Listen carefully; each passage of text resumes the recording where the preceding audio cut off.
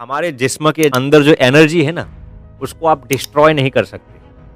उस एनर्जी को आप सही मोड़ दे सकते। समय का निवेश कीजिए, खर्च नहीं। नाम स्मरण में अपार सामर्थ्य है। जिसके मुख में भगवान का नाम है ना, उसका अमंगल कभी नहीं हो सकता। जितने भी लोग एक्सरसाइज नहीं करते ना, उनको मैस्टरबेशन की आदत बहुत ज्यादा है। सबसे प्रथम चीज है, अपने जीवन में एक लक्ष्य होना बेहद अनिवार्य है। जितने भी लोग पोर्नोग्राफी देखते हैं और मैस्टरबेशन करते हैं ना, उनके जीवन में 90% लोगों के जीवन में गोल नहीं। यदि आप फ्री रहेंगे ना, यदि आप निकम्मा रहेंगे, तो आप कभी भी इस पोर्नोग्राफी और मैस्टरबेशन के एडिक्शन में से कभी भी छुटकारा नहीं पा सकते। हमारे मन की फितरत ऐसी है, आप इसको जो हिदायत देंगे, जो इंस्ट्रक्शंस देंगे, उससे विपरीत ही वो करेगा। मेरे जीवन में गोल स्टेटमेंट है, गर्ल स्टेटमेंट नहीं।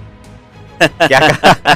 मेरे जीवन में सक्सेस स्टेटमेंट है, सेक्स स्टेटमेंट नहीं। जब भी कोई इंसान अकेला रहता है ना, तो उसके सेक्स के हार्मोन्स और भी एक्टिवेटेड हो जाते हैं। आपके जितने भी सेक्स हार्मोन्स होते हैं ना, वो रात को 10 से 2:30-3 बजे तक इतने एक्टिव नहीं होते। और आपके जितने भी सेक्स हार्मोन्स है, रात को 2:30 से सुबह 6-7 बजे तक सबसे ज्यादा एक्टिव रहते हैं। इसलिए आप देखेंगे ना, तो अक्सर नाइट फॉल्स, स्वप्न दोष जितने भी होते हैं ना, वो रात को 2 से 6 बजे के बीच में। जब भी आपके अंदर खराब विचार आते हैं ना, आप तुरंत जोर से भगवान का नाम स्मरण शुरू कर दें। मन में नहीं, जोर जोर से आपके खराब विचार उसी वक्त नष्ट हो जाए। तो मान लीजिए कि रास्ते में किसी ने किसी कुतिया को देख लिया, किसी मर्द ने किसी कुतिया को देख लिया, तो किसी भी मर्द को ऐसा हुआ, अरे कितनी खूबसूरत कुतिया है। 90% ऑफ द पीपल पोर्नोग्राफी और मैस्टरबेशन के एडिक्शन से छुटकारा क्यों नहीं पाते, जानते हैं क्यों?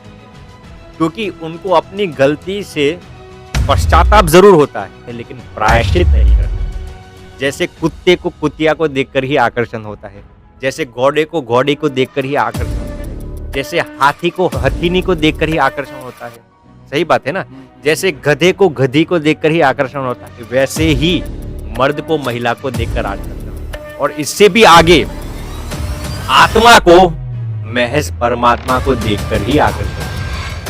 जिसके जीवन में ब्रह्मचर्य बुलंद है ना, वो अजेय है, वो अपराजित है, वही बाहुबली है। प्रायश्चित करने से सबसे बेहतरीन लाभ क्या होता है मालूम है? भगवान की प्रसन्नता पर। कम से कम हर दिन इतनी एक्सरसाइज तो करनी ही चाहिए कि दिन में एक बार आपके शरीर का जितना भी पसीना है वो बाहर निकले। जब व्यक्ति एकांत और अंधकार में होता है ना, तो उसकी जज्बातें और भी रोमांटिक हो जाती है। यदि आपको ब्रह्मचर्य मुकम्मल करना है, तो आपको एक्सरसाइज करनी होगी। यदि आपको अपने शरीर को मजबूत बनाना है, तो ब्रह्मचर्य अपने जीवन में मुकम्मल करना। जब तक आप अपने आप को मर्द समझेंगे ना, पुरुष समझेंगे, तब तक आपको महिला को देखकर आकर्षण होगा। जब तक कोई भी महिला अपने आप को स्त्री समझेगी, तब तक उसको हैंडसम मर्द को देखकर आकर्षण होगा। यदि किसी मर्द को महिला से बहुत ही आकर्षण होता है ना, इसको किसी ब्यूटी पार्लर में जाकर काम करना चाहिए। जो हुस्न आपकी अय्याशी को उत्तेजित करता है ना, वो तभी सुहाता है जब इसके पीछे घंटों की तैयारियां की जाती है। यदि कोई भी इंसान, if a man practises absolute brahmacharya for 12 years, his मेधा नाड़ी will open up. नमस्कार नमस्कार नमस्कार। तो अगले पार्ट में हम सब ने जाना कि एक्चुअल में हम कहाँ फंसे हुए हैं और वो ट्रैप से बाहर निकलने के लिए कौन कौन से जो सॉल्यूशंस है उसके बारे में चर्चा की। बहुत ही मजा आया होगा। अगर आपने अगला पार्ट नहीं देखा तो जल्दी से जाइए हमारी चैनल पे और वो वीडियो देख लीजिए, क्योंकि ये वीडियो कई सालों में एक बार मिलता है, ये ऐसा मैं कहना चाहूंगा। क्योंकि उसमें मैंने तो बहुत ही कुछ जाना, बहुत ही जो भी फैक्ट्स है उसको अलग अलग एंगल से देखा और जाना। तो यही चर्चा, यही डिस्कशन हम आगे बढ़ाते हैं इस पार्ट 2 में। हमारे साथ है अखंड स्वामी, जो बहुत ही लोगों से मिले हैं और उसको पता है क्या प्रॉब्लम्स आती है, कौन से लोगों में क्या क्या प्रॉब्लम्स आती है, उसका सॉल्यूशन क्या है। तो Swami ji, first of all आपका स्वागत है और हम यही डिस्कशन को आगे बढ़ाते हैं। कल हमने स्वामी जी बहुत ही अच्छी तरीके से जाना कि ब्रह्मचर्य क्या है, ठीक है। फिर पोर्नोग्राफी के और जो मास्टरबेशन के कुछ हमने स्टेटिस्टिक्स जाने कि कॉलेज स्टूडेंट्स में क्या क्या है, फिर अभी क्या रिसेंट सिनेरियो क्या है, उससे बाहर निकलने के लिए क्या है। लेकिन जो ब्रह्मचर्य का जो हमने कुछ डिस्कशन किया था अगले पार्ट में, उसमें मुझे और डीप में जाना है कि कुछ इतने पॉइंट्स है जो अगर चलो फिर भी मैं अप्लाई करता हूं तो मुझे लगता है कि इससे आगे कुछ होगा, शायद मुझे ऐसा लगता है, क्योंकि ब्रह्मचर्य जितनी बार मैंने वर्ड सुना है तो एक मतलब उसमें एक वेट वाला वर्ड है, मैं ऐसा समझता हूं। तो अगर ब्रह्मचर्य का पालन करना है, उसको मतलब जी अप्लाई करना है अपने जीवन में, तो और क्या तरीके हैं और क्या जी। मतलब रास्ते हैं कि उससे हम अपना सके? सबसे पहले साहिल जी, आपने जो प्रश्न पूछा हम्म, वो आज सामान्य जनमानस पर ये प्रश्न बहुत ही गूंज रहा है कि कई लोगों को मालूम तो होता है कि चलिए ब्रह्मचर्य नष्ट होने से ये नुकसान होते हैं, हम्म, ब्रह्मचर्य नष्ट होने से इतना इतना हानि हमारे जीवन में होती है, लेकिन उसको परिदृढ़ करने के लिए उनके पास ऐसे कोई ठोस उपाय नहीं होते। इसलिए वो चाहते हुए भी अपने जीवन में ब्रह्मचर्य को मुकम्मल नहीं कर सकते। तो अब हम ब्रह्मचर्य को अपने जीवन में मुकम्मल करने के लिए पोर्नोग्राफी और मैस्टरबेशन पर फतेह का इकबाल बुलंद करने के लिए ऐसी ऐसी नसीहतों पर परिचर्चा करेंगे जो वाकई बेमिसाल होगी। एक एक नसीहत अत्यंत महत्वपूर्ण होगी, एक एक नसीहत अत्यंत बेशकीमती होगी, एक एक नसीहत हमारे जीवन में इनकलाबी तब्दीली लाएगी, एक एक मशवरा हमारे जीवन में से अय्याशी के मूल को उखाड़ कर फेंक देगी। सबसे पहले मैं ये बताना चाहूँगा कि कई लोग जो दूसरों को पोर्नोग्राफी और मैस्टरबेशन छुड़वाने के लिए जो प्रयत्न करते हैं ना, वो अक्सर लोगों को ये कहते हैं आप पोर्नोग्राफी मत देखिए, मैस्टरबेशन मत कीजिए, please don't masturbate, please don't watch pornography, ये मत कीजिए, ये मत कीजिए। जितने भी नेगेटिव स्टेटमेंट है सब उनकी जहन में डाल देते हैं। हम्म, लेकिन रिसर्च ने ये प्रूव करके दिखाया है कि ऐसे जितने भी लोग पोर्नोग्राफी लोगों को छोड़वाना चाहते हैं ना, इसमें से एक भी व्यक्ति पोर्नोग्राफी की आदत में से बाहर नहीं आया। इसका कारण ये है, मैं आपको एक एग्जाम्पल के जरिए समझाता हूँ। एक बार भारत में से अमेरिका में एक फ्लाइट जा रही थी, तो रास्ते में फ्लाइट जब भारत से अमेरिका निकली तो 3-4 घंटे के पश्चात फ्लाइट के अंदर इंजन के अंदर कुछ मेल फंक्शनिंग होने लगी। ओके। तो यकायक सभी एयर होस्टेस फ्लाइट्स में से अंदर से बाहर आ गए और सभी पैसेंजर्स को ये इत्तला देने लगे, लेडीज एंड जेंटलमैन, देवी और सज्जनों, please don't be scared, please don't be frightened, please don't be stressed out, please don't worry, हमारे फ्लाइट में कुछ सीवियर प्रॉब्लम होने लगी है, इसलिए आप सभी लोग अपने अपने सीट बेल्ट धारण कर लीजिए।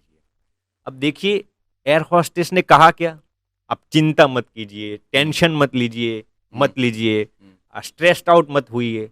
लेकिन जितने भी ऐसे स्टेटमेंट्स वो बयां कर रहे थे ना, जितने भी पैसेंजर्स बैठे थे फ्लाइट में और भी स्ट्रेस्ड आउट होने हाँ, लगे, ज्यादा वो सुन के ये क्या जी, हुआ होगा, क्या हुआ। और भी डिप्रेशन में आने लगे, हाँ, और भी उनकी फेस पर एंग्जाइटी आने लगी।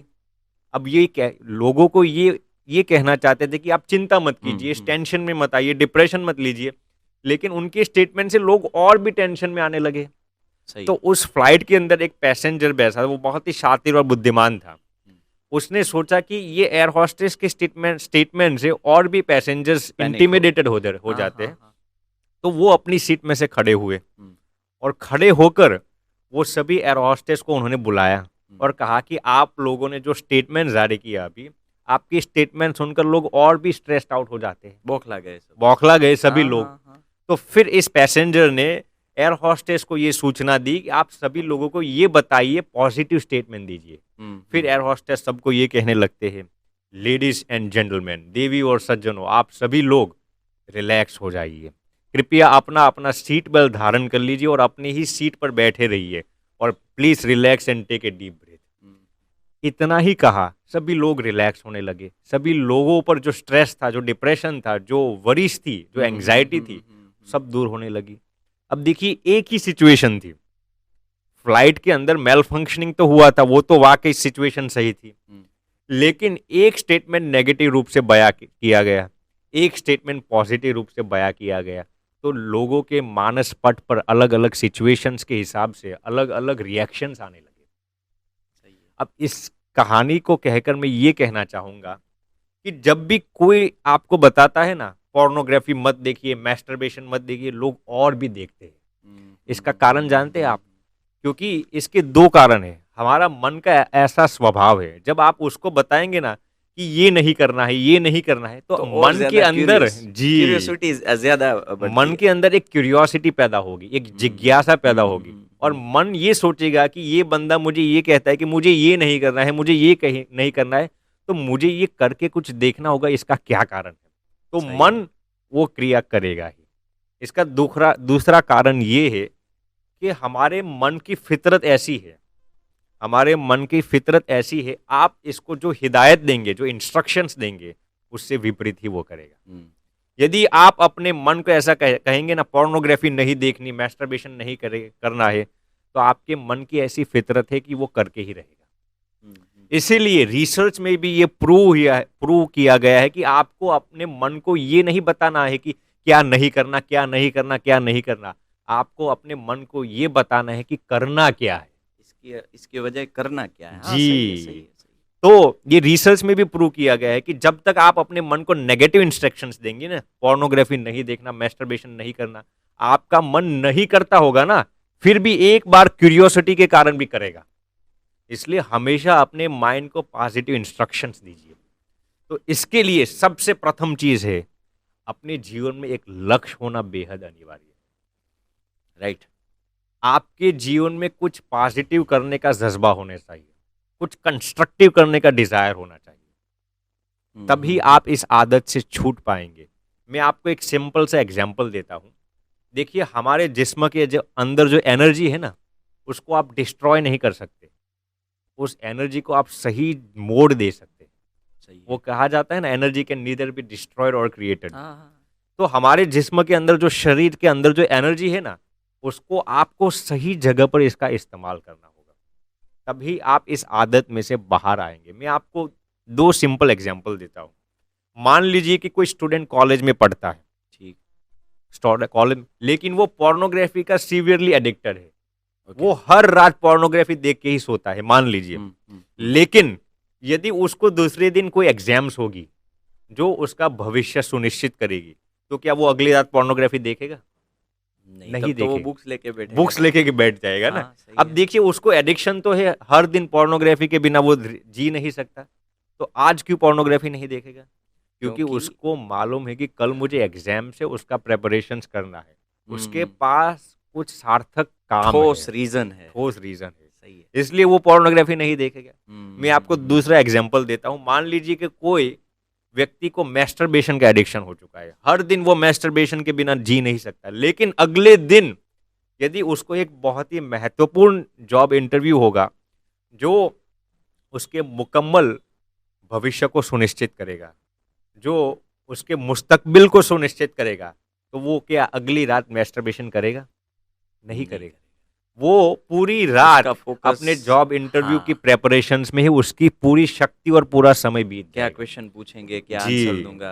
हाँ, सही है। क्योंकि उसके पास कुछ कंस्ट्रक्टिव करने का रीजन है। ऐसे ही जब तक आपके जीवन में गोल नहीं होगा ना, रिसर्च में ये प्रूव किया गया है कि जितने भी लोग पोर्नोग्राफी देखते हैं और मैस्टरबेशन करते हैं ना, उनके जीवन में 90% लोगों के जीवन में गोल नहीं है। अच्छा। इसीलिए ही वो इस एडिक्शन से बाहर नहीं आ सकते। मैं आपको सर एपीजे अब्दुल कलाम का एग्जांपल देता हूँ। एक बार किसी इंटरव्यू ने उनको पूछा कि सर आपकी सफलता का राज क्या है। अब्दुल कलाम को किसी ने पूछा, तो अब्दुल कलाम ने सिंपल सा स्टेटमेंट दिया, मेरे जीवन में गोल स्टेटमेंट है, गर्ल स्टेटमेंट नहीं। क्या कहा?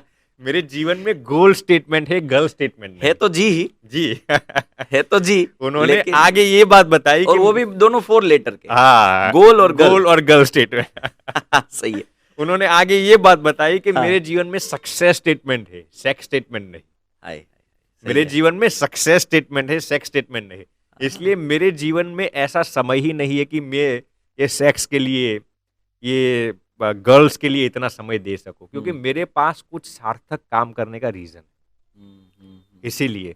इसीलिए तो किसी ने बखूबी कहा है कि देखिए, an empty mind is the devils workshop. अंग्रेजी में ये कहावत है, Okay. An empty mind is the devils workshop, an empty mind makes the most noise.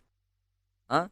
और आगे भी ये कहा गया है कि you should invest in your time, not spend your time. फिर से मैं बोलता हूँ, बहुत ही महत्वपूर्ण ये स्टेटमेंट है, हाँ। Invest in your time not spend your time. यानी कि अपने समय में निवेश कीजिए, समय का खर्च मत कीजिए।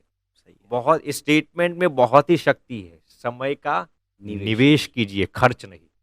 जब तक देखिए, आज हुआ क्या है, आप किसी को फोन करेंगे और पूछेंगे कि मित्र आप तुम कैसा करते हो, क्या करते हो, तो वो जवाब क्या देगा, बस हैंगिंग आउट करता हो। अब हैंगिंग आउट का हिंदी अर्थ क्या है मालूम है, समय नष्ट करना। वो ये तो नहीं कह सकता, आप किसी को फोन करेंगे और वो ये तो नहीं कह सकता कि मैं समय बिगाड़ रहा हूं। हाँ। तो शुद्ध भाषा में वो क्या कहेगा, बस हैंगिंग आउट करता हूं। अच्छा। कहा मालूम नहीं कहां पर हैंग आउट करता है, पंखे पर लटकता है या कहां पर लटकता है। लेकिन ये जितने भी बेवकूफ लोग हैं ना, ऐसे ही समय बिता देते हैं। मैं आपको दावे के साथ कह सकता हूं, यदि आपके जीवन में एक गोल होगा, एक लक्ष्य होगा, कुछ सार्थक करने का डिजायर होगा ना, तो आपको ये एडिक्शन से आप बखूबी छूट जाएंगे। और मैं आपको दावे के साथ ये भी कह सकता हूं कि यदि आप फ्री रहेंगे ना, यदि आप निकम्मा रहेंगे, तो आप कभी भी इस पोर्नोग्राफी और मैस्टरबेशन के एडिक्शन में से कभी भी छुटकारा नहीं पा सकेंगे। सही है। इसीलिए सबसे महत्वपूर्ण चीज ये है कि आपके जीवन में एक लक्ष्य होना चाहिए। जीवन में लक्ष्य को स्ट्रोंग रखना है। और अभी फिलहाल यूथ करते हैं, क्या करता है यूथ की, जो स्ट्रोंग नहीं रखना है उसको स्ट्रोंग रखता है। मतलब बिल्कुल। गोल तो है ही नहीं, जी जो स्ट्रोंग तो क्या बचा, अब तो वो जी पोर्नोग्राफी और वही बचा, फोन मतलब यूज करना, जी इंटरनेट का दुरुपयोग करके कहीं ना कहीं अपना माइंड डाइवर्ट करना। जी बिल्कुल जी। इसके अलावा आपने बहुत बहुत ही अच्छी बात बताई कि माइंड को डाइवर्ट कीजिए लेकिन गोल की तरफ। गोल की तरफ, सही है। क्योंकि एनर्जी कैनॉट बी डिस्ट्रॉयड। हाँ, एनर्जी। तो ये साहिल जी पहला उपाय है। सही है। इसके आगे देखिए, आजकल हुआ क्या है, कई लोगों के जीवन में ऐसा हुआ है कि वो इस एडिक्शन से छुटकारा लेना चाहते हैं, लेकिन उनके पास अच्छे लोगों की संगति नहीं है। इसलिए हमेशा पॉजिटिव लोगों की संगति में रहिए, हमेशा संस्कारी लोगों की संगति में रहिए, हमेशा ऐसे लोगों की संगति में रहिए जो आध्यात्मिक है। जब तक आप पॉजिटिव लोगों की संगति में नहीं रहेंगे ना, तब तक आप इस आदत से छुटकारा नहीं पा सकेंगे। इसका कारण क्या है जानते हैं? जब आप संस्कारी लोगों की संगति में रहते हैं ना, तो उनकी भी एक पॉजिटिव ऑरा होती है, वाइब्रेशंस होते हैं, और वो वाइब्रेशंस आपके नेगेटिव विचार को खत्म कर देते हैं। इसलिए कभी भी जिंदगी में नेगेटिव लोगों की संगति में मत रहना। और इससे भी आगे मैं एक बात बताना चाहूंगा, यदि आप मैस्टरबेशन के एडिक्शन से छुटकारा लेना चाहते हैं, तो कभी भी एकाकी मत रहिए, लोनली समय मत गवाइए। रिसर्च में ये प्रूव किया गया है कि जब भी कोई इंसान अकेला रहता है ना, तो उसके सेक्स के हार्मोन्स और भी एक्टिवेटेड हो जाते हैं। ओके। इसलिए लोनली समय नहीं, लोनली और एकांत में समय नहीं बिताना चाहिए, और अंधकार में। जब व्यक्ति एकांत और अंधकार में होता है ना, तो उसकी जज्बातें और भी रोमांटिक हो जाती है, उसकी जज्बातें और भी रजोगुनी हो जाती है, और वो कुछ ना कुछ ऐसा करके दिखाता है जो उसकी जज्बातों के खिलाफ होता है। इसलिए हमेशा पॉजिटिव लोगों की संगति में रहिए। इसके आगे साहिल जी एक उपाय ये भी है, ब्रह्म मुहूर्त में। ब्रह्म मुहूर्त मने, वैसे तो इसके अलग अलग डेफिनेशंस बताए गए हैं, लेकिन टाइम के हिसाब से अगर हाँ देखा जी जाए, हाँ जी, टाइम से हिसाब से देखा जाए तो 3 से 4 के बीच में उठना चाहिए। ओके। अब मैं आपको, देखिए ये साइंस ने प्रूव किया है कि जितने भी लोग ब्रह्म मुहूर्त में उठते हैं ना, उसमें से 0.00001% लोगों को भी पोर्नोग्राफी और मैस्टरबेशन का एडिक्शन नहीं होता। ये ब्रह्म मुहूर्त में उठने का फायदा है। आप जानते हैं इसका कारण क्या है? क्योंकि रिसर्च ये बताता है कि आपके जितने भी सेक्स हार्मोन्स होते हैं ना, वो रात को 10 से 2:30-3 बजे तक इतने एक्टिव नहीं होते, कम एक्टिव होते हैं। और आपके जितने भी सेक्स हार्मोन्स हैं, जैसे कि ये ऑक्सीटोसिन, टेस्टोस्टेरोन, ये सब रात को 2:30 से सुबह 6-7 बजे तक सबसे ज्यादा एक्टिव रहते हैं। इसलिए आप देखेंगे ना, तो अक्सर नाइट फॉल्स, स्वप्न दोष जितने भी होते हैं ना, वो रात को 2 से 6 बजे के बीच होते हैं। रात के 2 बजे से सुबह 6 बजे के बीच होते हैं।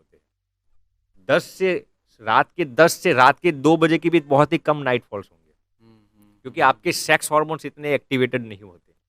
इसलिए यदि आपको ब्रह्मचर्य को अपने जीवन में मुकम्मल करना हो, तो हमेशा ब्रह्म मुहूर्त में उठने की आदत डालिए।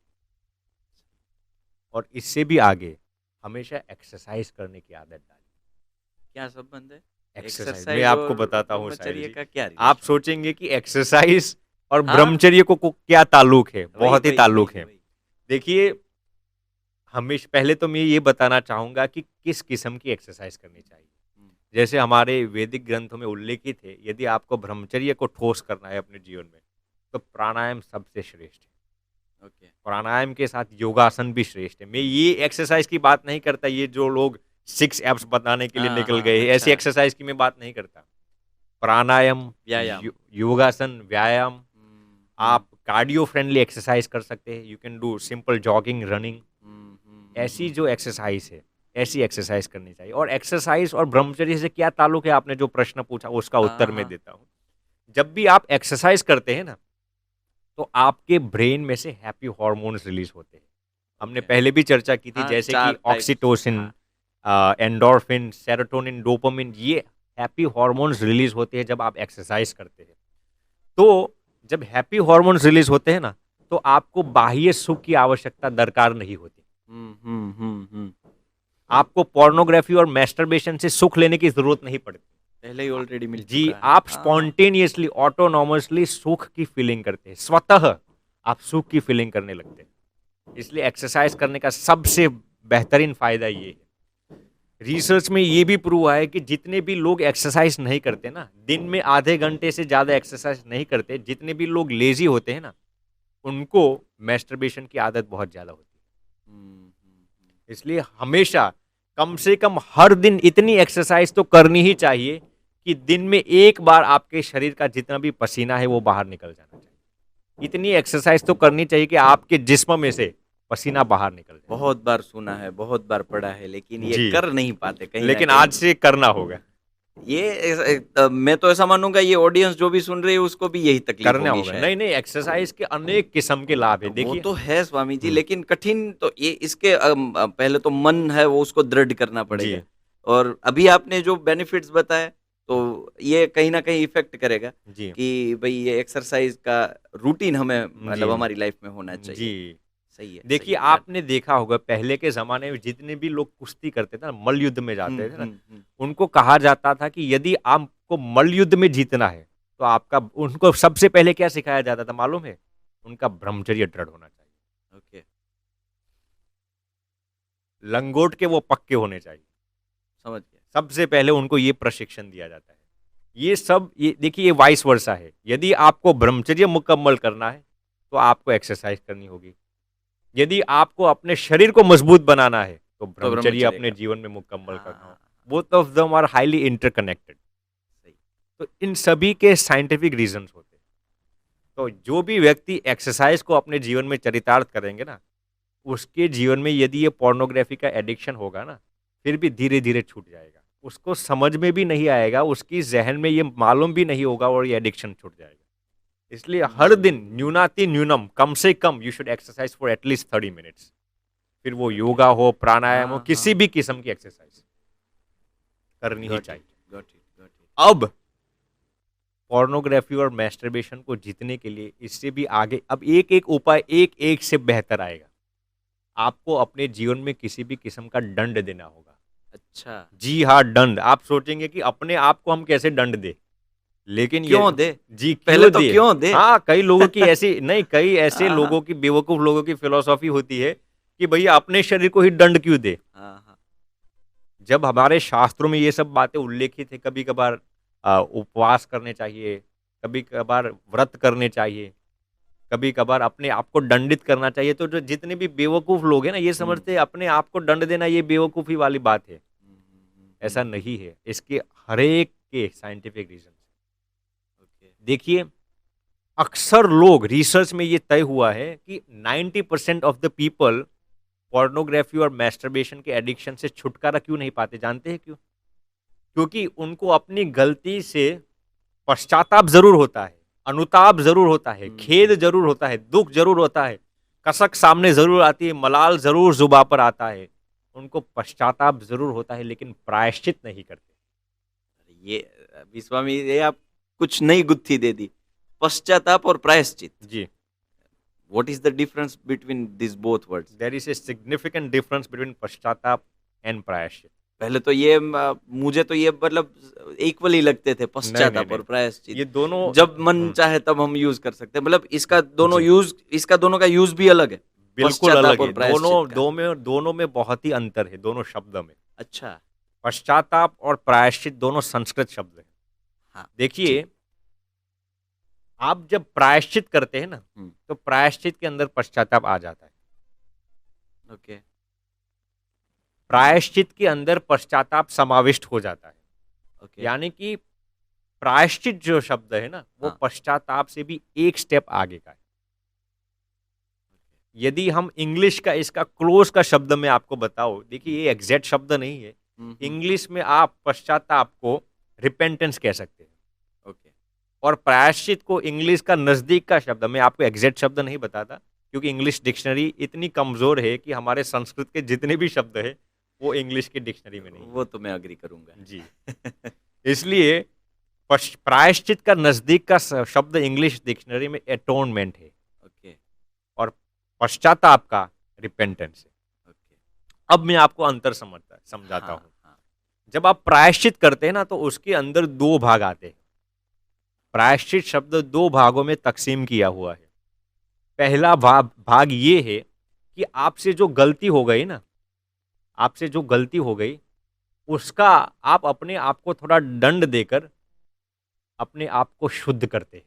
ये ओके। पहला भाग है प्रायश्चित का। ओके। आप मान लीजिए कि किसी से पोर्नोग्राफी देखा गया, मैस्टरबेशन हो गया, किसी से किसी को अपशब्द बोला, गाली दी गई, तो वो आप अपने आप को शुद्धि की प्रक्रिया में डालकर अपने आप को थोड़ा दंड देकर आप अपने आप को शुद्ध करते हैं। तो प्रायश्चित का पहला हिस्सा है शुद्धि की प्रक्रिया, और प्रायश्चित का दूसरा हिस्सा है दोबारा आपसे वो गलती न ना हो, उसकी एहतियात, उसकी सावधानी।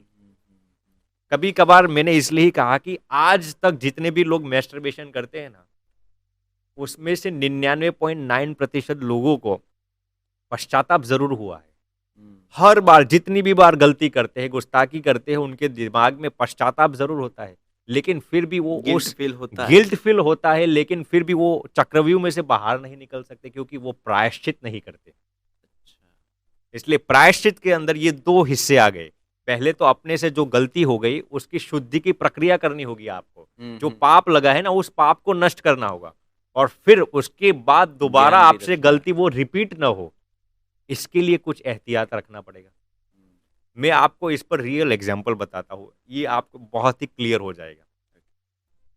तकरीबन 1 साल पहले एक नौजवान हमारे पास आता है और वो कहता है कि स्वामी जी हमें मैस्टरबेशन का एडिक्शन बहुत हो चुका है। तो मैंने उसको सामने प्रश्न पूछा कि साल में कितनी बार तू मैस्टरबेशन करता है? उसने कहा स्वामी जी साल साल की बात जाने दीजिए। मैंने कहा चल ठीक है, तो महीने में कितनी बार तू मैस्टरबेशन करता है? उसने कहा स्वामी जी महीने की बात जाने दीजिए। फिर मैंने उसको वो बोला तो हफ्ते में तो कितनी बार मैस्टरबेशन करता है? उसने बोला स्वामी जी हफ्ते की बात भी दरकिनार कीजिए। तो मैंने कहा दिन में तू कितनी बार मैस्टरबेशन करता है? ये सच्ची कहानी मैं आपको सुनाता हूँ। उसने कहा स्वामी जी दिन में कम से कम 1 से 2 बार मैस्टरबेशन कर लेता हूँ। मैंने कहा इतना एडिक्शन तुझे हो गया है? वो कहा स्वामी जी, वो बिलख रहा था, वो आके तुरंत रोने लगा। वो कहने लगा स्वामी जी मुझे इस एडिक्शन आप किसी भी तरीके से छुड़वाइए। उसने मुझे आज तक जितने भी तरीके उसने अपनाए थे ना सब बताए, लेकिन फिर भी वो सक्सेसफुल नहीं हुए। मैंने ये तो किया, अब मैंने वो जी किया। जी जी हाँ, तो हाँ, अब उसको पश्चाताप जरूर होता था। देखिए दिन में 2 हम्म। बार मैस्टरबेशन करना, मैंने आप यकीन कीजिए कितना बार हो समझ गया रहा हूँ, समझ रहा साल में 700 बार हो गया। अब हर बार वो पश्चाताप कर रहा था, हर बार वो एकांत में जाकर रो रहा था कि मैं इस एडिक्शन को छोड़ नहीं सकता। लेकिन जानते हैं क्यों वो इस एडिक्शन को छोड़ नहीं सकता था? क्योंकि वो प्रायश्चित नहीं करता था। अच्छा। तो फिर मैंने उसको एक ही उसूल बताया, एक ही सामान्य नियम बताया कि अब अगली मर्तबा जब तुमसे मैस्टरबेशन हो जाए ना, तो तुझे अपने आप को दंडित करके प्रायश्चित देना है। उसने मुझे पूछा कि स्वामी जी मैं अपने आप को क्या दंड दूं? मैंने कहा मैं वो आपको नहीं बताऊंगा, वो मैं आप पर छोड़ता हूं। आपको अपने आप को जो दंड देना है, जो प्रायश्चित करना है वो कर लीजिए, लेकिन अगली मर्तबा जब तुमसे मैस्टरबेशन हो जाए तो तुझे अपने आप को दंड देकर प्रायश्चित करना है, वो सेल्फ पनिशमेंट। सेल्फ पनिशमेंट देनी है, सही है। अटॉनमेंट करना है। तो फिर मैंने तो देखिए आज तक हमारे संतों के पास तो ऐसे बहुत लोग आते हैं, मैंने सोचा अब ये भी करेगा नहीं करेगा, मैंने सोचा कुछ नहीं करेगा, हाँ हाँ। मैंने तो इतना कहकर फिर वो लड़का चला गया। वो घर पे जाता है और 3-4 घंटे के पश्चात उसका फोन आता है। फोन इसलिए आता है कि स्वामी जी मुझसे दोबारा मैस्टरबेशन हो गया। Okay. मैंने कहा तो मुझे मिला अभी तो 3-4 3-4 घंटे, महज घंटे हो गए। 3-4 हाँ, घंटे ही हाँ, हुए हैं हाँ। और घर पे जाकर तूने मैस्टरबेशन कर लिया। तू कितना अपने मन का गुलाम है। तो फिर मैंने कहा तूने अपने आप को दंडित किया? तो वो कहने लगा स्वामी जी मैं सोच रहा हूँ कि मैं अपने आप को क्या दंड दूं कि दोबारा मुझसे ये गलती अब ना शायद हो। व्यूअर्स को भी यही प्रश्न होगा कि जी। दंड देना है, लेकिन हाँ, क्या ऐसे लेकिन क्या लेकिन कैसे? लेकिन साहिल जी मैं आपको ये बता दूंगा कि आपके जितने भी लाखों व्यूअर्स है ना, वो अपने आप को ये प्रायश्चित नहीं दे सकेंगे। इसने आपके आप को जो प्रायश्चित दिया वो बहुत ही कठोर था। मैं आपको बताता हूँ क्या प्रायश्चित किया उसने। वो घर पे गया, मैस्टरबेशन हो गया, स्नान कर लिया, फिर उसने सोचा कि अब दोबारा मेरे जीवन में ये गलती न हो, इसलिए मुझे अपने आप को ऐसा दंड देना है कि दोबारा कभी भी ये गलती न हो। वो किचन में गया, किचन में जाकर मिर्च का एक लाल मिर्च का एक डब्बा था, उसमें से उसने लाल मिर्च को निकाली बाहर। अब वो सोच रहा था कि मैं क्या करूं इस मिर्च को। उसने क्या किया जानते हो? वो क्या? मिर्च लेकर अपनी आंखों में डाल दी। ओ, लाल मिर्च लेकर अपनी आंखों में भून डाली उसने। आप यकीन कीजिए कितनी पीड़ा होगी। नहीं मतलब स्वामी मैं ये सोच रहा हूँ वो ये बैड हैबिट से कितना मतलब उसको गिल्ट होता होगा कि उतने मतलब ये बंदे ने इतनी कठोर पनिशमेंट दी। जी, आंख में मिर्ची जी। डालना दैट इज आप नॉट उसके इजी टास्क। जी, आप उसके आत्मविश्वास को देखिए। घर पे जाके लाल मिर्च अपनी आंखों में भून डाली और इतना ऐसा नहीं कि तुरंत अपनी आंखों को धो डाली।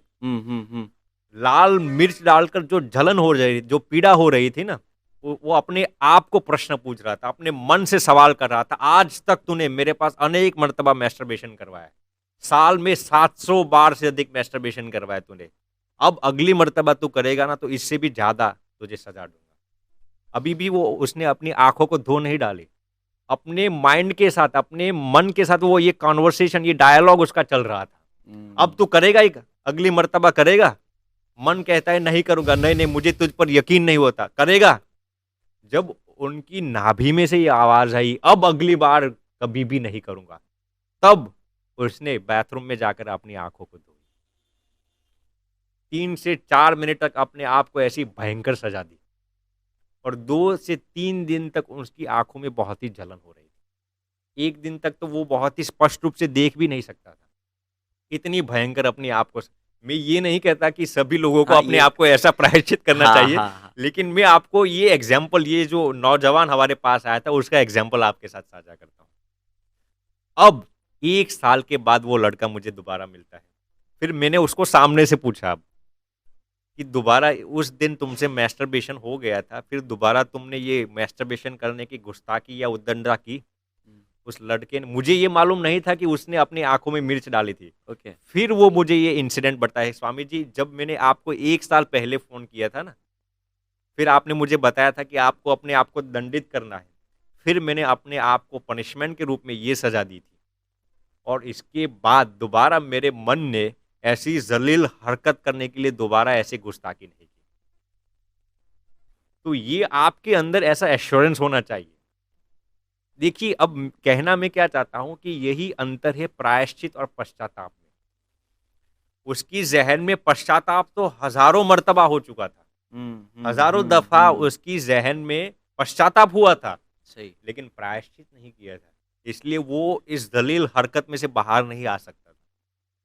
जैसे ही उसने अपने आप को दंडित किया ना, वो तुरंत इस हरकत में से बाहर आ गया। इसीलिए मैंने आपको पहले भी इस पॉडकास्ट, जब इस पॉडकास्ट का आगाज हुआ था, मैंने आपको बताया था कि हमारे संतों के जीवन में भी ऐसा है। यदि किसी से ऐसी गुस्ताखी हो जाए तो उसको 4 उपवास करना पड़ता है। गृहस्थी लोग भी कभी कभार अपने आप को ऐसा दंडित करते हैं। इसलिए जब तक आप अपने आप को प्रायश्चित नहीं करेंगे ना, प्रायश्चित नहीं, तब तक आप इस जलील हरकत में से बाहर नहीं आ सकते। इसलिए ये बहुत ही महत्वपूर्ण है कि आप अपने आप को पनिशमेंट दें। सही है। लेकिन बहुत से लोग घबरा वो जाते नहीं हैं, कर पाते हैं। वो ऐसा सोचते हैं मैं मेरे साथ ही क्यों अन्याय करूं, अरे दिमाग के शत्रु ये अन्याय नहीं है, तू तुम्हारी जहन में ये डाल दे, जब तक आप प्रायश्चित नहीं करेंगे तब तक आप शुद्ध नहीं होंगे। और प्रायश्चित करने से सबसे बेहतरीन लाभ क्या होता है मालूम है? भगवान की प्रसन्नता आप पर होती है, ओके। गुरुजनों की प्रसन्नता आप पर होती है, और वही प्रसन्नता आपको इस आदत छुड़वा देती है। तो ये बहुत ही महत्वपूर्ण है। तो ये इम्तियाज है प्रायश्चित और पश्चाताप के बीच। समझा मैं, अब समझा कि अगर आपको जो मतलब अगर आपके अंदर ये विचार आता है, यानी कि अगर आपको गिल्ट फील होता है, तो वो हुआ पश्चाताप। लेकिन गिल्ट फील होने से उसको बाहर निकलने के लिए सेल्फ पनिशमेंट देके जी, उसका सॉल्यूशन निकाला, और उसको बोलते हैं प्रायश्चित। बिल्कुल सही अब बताया समझा। आपने। जी, ये दोनों संस्कृत शब्द है, बहुत ही प्यारे शब्द है। हाँ। मैंने आपको इंग्लिश का नज़दीक का शब्द बताया, लेकिन जैसे मैंने बताया इंग्लिश डिक्शनरी इतनी रिच नहीं है कि हाँ, इसका हाँ, सही हाँ। शब्द ढूँढ सके। अब इसके भी आगे मैं आपको 3 स्टेप्स बताना चाहूँगा। जैसे मैंने बताया एक-एक स्टेप एक-एक से बेहतरीन होगा। आपको यदि ब्रह्मचर्य को अपने जीवन में मुकम्मल करना है, तो हुँ, आपको अपने आत्मज्ञान को जगाना होगा। ओके। आपको आप आत्मनिष्ठ बनना होगा। माने आप आत्मनिष्ठ सोचेंगे मतलब बिल्कुल सही प्रश्न पूछा आपने। ये मतलब स्वामी जी, ये अभी मतलब कन्वर्सेशन में आपको सुन रहा हूँ। जी, जब जब ये मतलब भारी वर्ड आ जाते हैं जी। तब मतलब क्योंकि अभी क्या हम ये जो आप शास्त्रोक्त वर्ड्स का ज्यादातर प्रयोग करते हैं, क्योंकि आप धर्म के साथ कनेक्टेड है। सुबह से उठ के रात के सोने तक आपके माइंड में, आपके जहन में हर हर बारी, हर एक सेकंड, हर जी। एक पल ये मतलब भगवान, धर्म, वेद, उपनिषद सब हुँ, चलता रहता है। हुँ। तो निकलता है ये वर्ड, मतलब हमारे ये व्यूअर्स जी, और मैं मतलब नहीं समझ पाता, तो मैं आपको पूछ लूंगा बीच जी। बीच में। देखिए तो साहिल जी, पहले 2 शब्द हैं। हाँ, एक है देहनिष्ठ माने हाँ, शरीरनिष्ठ, हाँ, और एक है आत्मनिष्ठ। ओके। निष्ठ शब्द का अर्थ ये है कि आप उसमें स्थित है।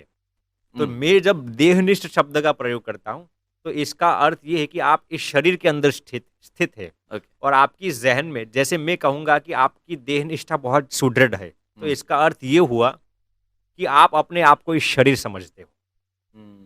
ओके। जैसे मैं कहूँगा कि आपकी आत्मनिष्ठा बहुत दृढ़ है, तो हम्म, इसका अर्थ ये हुआ कि आप अपने आप को आत्मा समझकर क्रिया करते हो। ओके। तो अपने आप को आत्मा मानना, वो है आत्मनिष्ठा। तो जब तक आप अपने आप को आत्मा नहीं समझेंगे ना, तब तक आप इस एडिक्शन में से बाहर नहीं आ सकेंगे। गीत ये हमारे सनातन वैदिक ग्रंथों में सभी जगह पर इसका उल्लेखन है। गीता जी में भगवान श्री कृष्ण ने अनेक मर्तबा इसका उल्लेख किया है।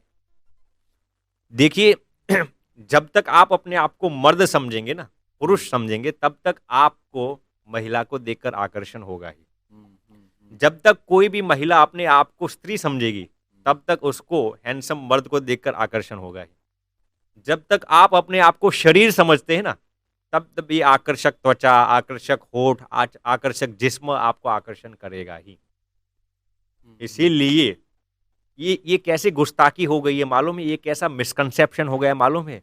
गाड़ी चलाने वाला ड्राइवर गाड़ी चलाने वाला ड्राइवर अपने आप को गाड़ी समझकर बैठा है। समझ गया, कितना बड़ा मिसकंसेप्शन है। समझ गया। देखिए, जैसे गाड़ी और ड्राइवर अलग है, वैसे ही हमारा शरीर और हमारी आत्मा अलग है। तो हमारे शरीर को चलाने वाली चीज क्या है? हमारी आत्मा है।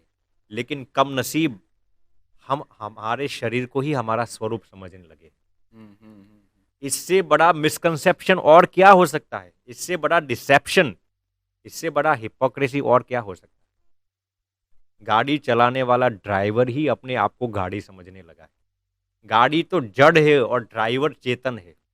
ऐसे ही हमारा ये शरीर, हमारे ये जिस्म जड़ है, और हमारी आत्मा चेतन है। इसलिए जब तक आपके जहन में इस शरीर की यथार्थता नहीं आएगी ना, तब तक आकर्षक त्वचा, आकर्षक जिस्म आपको आकर्षित करता ही रहेगा। आज से 200 साल पुरानी कहानी मैं आपको सुनाना चाहूंगा। बहुत ही सच कहानी है। जब से मैंने इस कहानी को सुना है, इस वार्ता को, इस चरित्र को सुना है, मेरी जहन में ये बात बखूबी अंकित हो चुकी है। जब मैं 16 साल का था, तब से मैंने ये बात सुनी और तब से ये बात आज भी मेरी जहन में ऐसे ही मचल रही है। आज से 200 साल पहले एक नौजवान था और वो किसी एक आश्रम में जाता है, किसी मंदिर में जाता है भगवान के दर्शन करने के लिए। वो उसका ये नियम था, वो हर दिन सुबह मंदिर में दर्शन करने के लिए जाता था। लेकिन हर दिन वो मंदिर में जाकर भगवान का दर्शन तो थोड़े समय के लिए ही करता था, लेकिन उसकी उसकी जो दृष्टि थी वो किसी व्यक्ति पर चली जाती थी। तो मंदिर के जो महंत थे, जो आश्रम के जो महंत थे, उनका नाम था रामानंद स्वामी।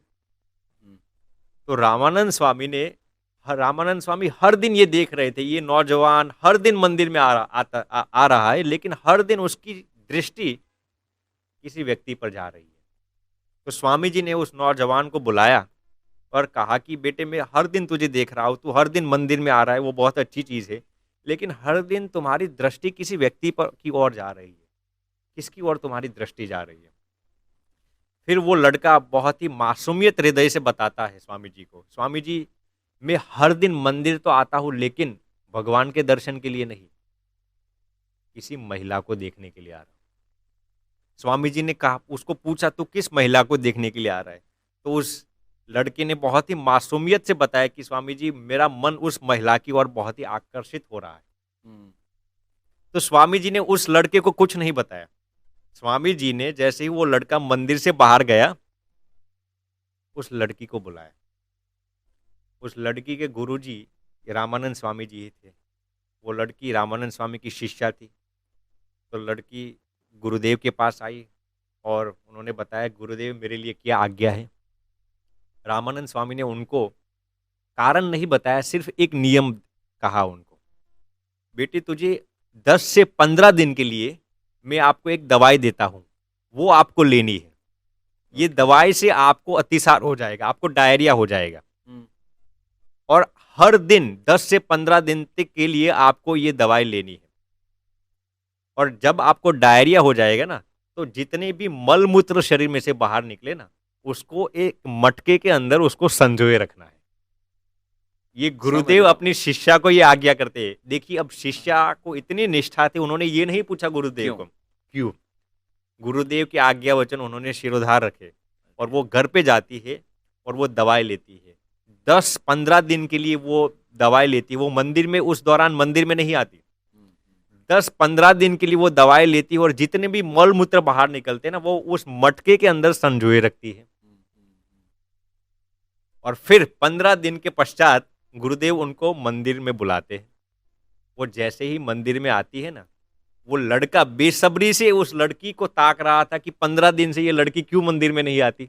और जैसे ही वो लड़की मंदिर में आई ना, जैसे ही आई, ये लड़का से रहा नहीं गया और वो लड़की को तुरंत पूछता है, अरे 15 दिन तक आप कहाँ पर थे? मैं हर दिन बेसब्री से आपका इंतजार करता था। अरे आपका ये हुस्न, आपकी ये सौंदर्यता, आपकी ये सुंदरता, लावण्यता कहाँ पे चली गई? आप इतने सूख क्यों गए हो? आपकी त्वचा इतनी अंदर क्यों चली गई? आप इतने स्किनी क्यों हो गए? तो उस लड़की ने कुछ जवाब नहीं दिया। रामानंद स्वामी आते हैं और रामानंद स्वामी अब उसका जवाब देते हैं। रामानंद स्वामी उस लड़के को कहते हैं, बेटे, तू जो बताता है ना कि उनका हुस्न कहाँ पे चला गया, उनकी सुंदरता कहाँ पे चला गई, उनकी लावण्यता कहाँ पे चली गई, उनकी आकर्षक त्वचा कहाँ पे चली गई, वो सब बेटे तुम्हारे लिए उन्होंने संजोए रखा है। तो फिर उस लड़की को कहते हैं, बेटे तो उस मटके को लेके आ। वो लड़की उस मटके को लेके आती है और फिर रामानंद स्वामी उस लड़के को बताते हैं, देखिए, तुम जिस सुंदरता से इतने प्रभावित थे, इतने आकर्षित थे ना, वो सब सुंदरता इस मटके के अंदर रखा हुआ है। तुम्हें जो चाहिए था वो, हाँ, ये पूरे मटके के अंदर। अब ये पूरा मटका तुम घर पे ले जा सकते हो। ये मटके को आप अपने बिस्तर के बगल में भी रख सकते हो। आप जो चाहे वो कर सकते हैं। तुम जिस हुस्न के इतने दीवाने थे ना, वो सब हुस्न इसके अंदर भरा हुआ है। अब तो वो लड़की बहुत ही स्किनी हो चुकी थी, अब तो सूख गई थी, तो जितनी भी सुंदरता थी वो सब इस मलमूत्र के अंदर थी। तो यदि तू चाहे तो इस मलमूत्र को चूमा चाटने भी कर सकता है, आलिंगन भी कर सकता है, उसका लेप भी अपने शरीर पर कर सकता है। तू चाहे तो इसको अमृत समर कर रसपान भी कर सकता है। तू चाहे तो अपनी शैया पर भी डाल सकता है, हाँ, जो हाँ, कुछ हाँ, करना है हाँ। तू कर सकता है। जैसे ही रामानंद स्वामी ने इतनी नसीहत दी उस लड़के को, उस लड़के की आंखें खोल गई। समझ गया। वो लड़का लज्जा और हया से उसका सर झुक गया। उसके अंदर अनुताप और पश्चाताप होने लगा। वो लड़का बहुत ही नादीम हो गया। उस लड़के की आंखें खोल गई और वो लड़का स्वामी जी के चरणों में गिर गया और स्वामी जी को धन्यवाद किया कि स्वामी जी आज आपने मेरी आंखें खोल दी। उसके पश्चात उस लड़के का मन किसी भी लड़की की ओर आकर्षित नहीं हो रहा। क्योंकि क्या आप जानते हैं इसका कारण क्या है? उसको इस शरीर की यथार्थता मालूम हो गई। इस शरीर में, इस शरीर से क्या चुमा चाटनी करना जिसके बिल्कुल नीचे, इस चमड़ी के बिल्कुल नीचे क्या है? मांस है। मल मूत्र मवाद, एसिड के अतिरिक्त और कुछ नहीं। कितनी भी आकर्षक त्वचा लगे, इसमें क्या है? देखिए, जो हुस्न आपकी अय्याशी को उत्तेजित करता है ना, वो तभी सुहाता है जब इसके पीछे घंटों की तैयारियां की जाती है। हम्म, यदि किसी मर्द को महिला से बहुत ही आकर्षण होता है ना, इसको किसी ब्यूटी पार्लर में जाकर काम करना चाहिए। जिस तरीके से बाल नोचे जा रहे हैं, जिस तरीके से खाल नोची जा रही है, इस दुनिया में जितने भी फल और सब्जियां है ना, जितने रसोई में नहीं पाए जाते ना, उतने मल पर मुंह पर लगाए जाते हैं। इस दुनिया में जितने भी रसायन है ना, सब मुंह पर मलाए जाते हैं। आंखों में से आंसू निकल रहे हैं, हम्म, चमड़ी नोची जा रही है, लेकिन फिर भी ये कार्यक्रम होना बेहद जरूरी है। क्यों? क्योंकि आकर्षक त्वचा लगे, आकर्षक जिस्म लगे। जिस पुरुष ने इस कारोबार को देख लिया ना, उसका मन महिला में से हट जाएगा। ये कैसी बात है जानते हैं? यदि आपको रेस्टोरेंट का खाना बहुत पसंद है, और तो आपको किचन रेस्टोरेंट के अंदर के जाकर देखना चाहिए कैसे जिस बनता है। तरीके से वो लोग काम करते हैं। हमारा एक बंदा था, उसको रेस्टोरेंट का खाना बहुत पसंद था, तो मैंने कहा कि तुझे रेस्टोरेंट के अंदर में ले जाकर दिखाता हूँ कैसे रेस्टोरेंट में ये फूड प्रिपेयर किया जाता है। देखिए, अक्सर रेस्टोरेंट में ये लिखा गया है नो नो एंट्री। एंट्री, हाँ जानते हाँ, हो नो क्यों? Entry zone. अक्सर इसका कारण यही है कि वो जिस तरीके से फूड को प्रिपेयर करते हैं ना, आप देखेंगे तो आपका मन हट जाएगा, आप किसी अब भी रेस्टोरेंट में नहीं जाएंगे। अब तो वो गवर्नमेंट ने थोड़ा स्ट्रिक्ट कर दिया है, तो लिखा तो वैसे ही है लेकिन इनडायरेक्टली कि इनडायरेक्टली जी, बिना परमिशन आप यहाँ अंदर नहीं आ नहीं सकते। आ सकते नो एंट्री, पहले नो एंट्री जी। लगाते थे, फिर बीच में सुप्रीम कोर्ट का कुछ ऑर्डर आया था जहां तक मुझे मालूम है कि जी आप किसी भी रेस्टोरेंट के किचन में ये नो एंट्री का जोन जी नहीं लगा सकते। तो हम्म, अभी ऐसे लिखते हैं कि बिना परमिशन आप अंदर नहीं जी आ सकते। अरे हाँ कई हाँ, लोग सही तो समझ में आ रहा है। रेस्टोरेंट के अंदर जो फूड को प्रिपेयर करते हैं ना, थूकते हैं अंदर, और थूका हुआ भोजन, मंचूरियन, पिज्जा आप फिर चाट चाट के खाते हैं, थूका हुआ भोजन खाते हैं। तो जिसने इस रेस्टोरेंट के अंदर के कारोबार को देख लिया ना, उसको रेस्टोरेंट का खाना पसंद नहीं होगा। जैसे वैसे ही जैसे पानी पूरी वाला अपनी पानी पूरी हाँ, कभी नहीं जैसे करता। प्रिपेयर करता है, हाँ आप हाँ, देख उसको लेंगे। पता ही है जी कैसे बनती है। हाँ जी, सही है, सही है, सही है। तो ऐसा होता है। वैसे ही जिस मर्द ने ब्यूटी पार्लर में जिस तरीके से खाल नोची जा रही है, जिस तरीके से ये कारोबार होता है, उसने देख लिया, उसका मन महिला में से हट जाएगा। हम्म, तो ये बहुत ही जरूरी है, आत्मनिष्ठा होना चाहिए कि आप आत्मा है। जब तक आप अपने आप को आत्मा नहीं समझेंगे ना, समझा। सोल नहीं समझेंगे ना, तब तक आकर्षक त्वचा आपको आकर्षित करती ही रहेगी। मतलब कंसंट्रेशन में बॉडी नहीं, आत्मा रहनी चाहिए। आत्मा रहनी चाहिए। जहाँ हमें मतलब सेंटर में, अभी सेंटर ऑफ क्या है, सेंटर क्या है पूरे, मतलब अगर थॉट प्रोसेस का समझ में आए तो बॉडी है। लेकिन जब से ये बॉडी की जगह आप आत्मा ले जाएंगे, थॉट मतलब आपका जो जी भी थॉट प्रोसेस चल रहा है हम्म, उसमें अगर सेंटर में अगर आत्मा डाल दीजिएगा, आप प्योर हो आप जाएंगे। प्योर हो जाएंगे, बिल्कुल सही सही है, बताया। सही है। अब इसके भी आगे मैं आपको एक साइकोलॉजी बताता हूँ, इसको गौर से सुनना। इस साइकोलॉजी में बहुत ही रहस्य छुपा हुआ है। आपने कभी भी ये देखा कि मान लीजिए कि रास्ते पर कोई खूबसूरत महिला जा रही है, मान लीजिए कि उन्होंने 50% कपड़े भी नहीं पहने, ओके। रास्ते पर मान लीजिए कोई खूबसूरत महिला जा रही है, तो आपने कभी भी ये देखा कि रास्ते पर जाने वाले कुत्ते को उस महिला को देखकर आकर्षण हुआ? कभी ये देखा? कुत्ता अपनी जहन में ये सोचने लगा, अरे कितनी खूबसूरत महिला है, उसको कभी भी ऐसा लगा? जानते हो क्यों? क्योंकि वो कुत्ते के जहन में अंदर ये बखूबी और बाकायदा फिट हो गया है कि मैं कुत्ता हूं, मैं मर्द नहीं हूं। समझ गया। आपने कभी भी ये देखा कि रास्ते पर कोई खूबसूरत महिला जाती है और किसी गधी को ये लगा कि अरे कितनी खूबसूरत महिला है, किसी गधे को ऐसा लगा अरे कितनी खूबसूरत महिला है? मर्द को ही महिला को देखकर आकर्षण होता है। अब इसका रिवर्स का एग्जाम्पल मैं आपको देता हूं।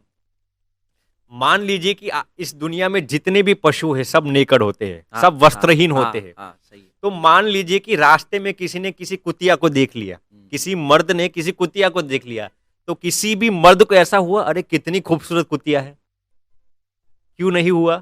क्योंकि वो मर्द समझता है कि मैं पुरुष हूं, मैं कुत्ता नहीं हूं। समझ रहे हैं आप? आपने कभी ये देखा कि किसी कुत्ते को देखकर किसी गौड़ी को आकर्षण हुआ? कभी नहीं होगा, क्योंकि गौड़ी ये समझती है कि वो कुत्ता है और मैं गौड़ी हूं। गौड़ी को घोड़े को देखकर ही आकर्षण होगा।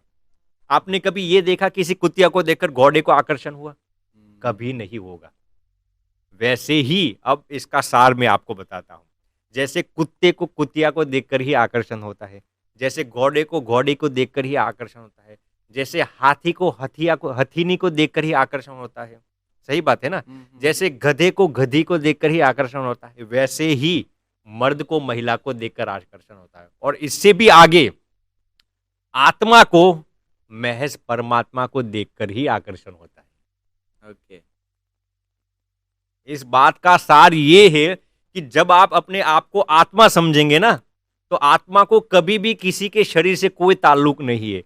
वो चाहे कितना भी आकर्षक शरीर हो, नग्न शरीर हो, नेकड शरीर हो, आत्मा को कभी भी आकर्षण नहीं होगा। आत्मा को एक ही चीज से आकर्षण होता है और वो है परमात्मा। एक एक एक व्यक्ति मुझे याद आ रही है ये जी। बात पे। ऐसी लागी लगन मेरा हो गई मगन। वाह। क्योंकि मैं ये अब समझ पा रहा हूँ जी। मीरा को श्री कृष्ण के अलावा किसी और को और के प्रति आकर्षण क्यों नहीं था। जी। क्योंकि मीरा जी अपने आप को आत्मा मान रही थी और जी। कृष्ण को परमात्मा। ये ब- जितने सही भी है, सही भक्त है। ऐसे हो गए ना, आपने जैसे हाँ। मीराबाई का नाम नहीं बताया। मतलब अभी जहन में आया हाँ। क्योंकि आत्मा परमात्मा की बात हुई जी, तो अभी यही बात आई कि मीरा जी को किसी और मर्द के साथ आकर्षण क्यों नहीं था। बिल्कुल सही बात। समझ क्योंकि गया। वो अपने आप को आत्मा समझकर भगवान की भक्ति कर रही थी। Got it Swami got it.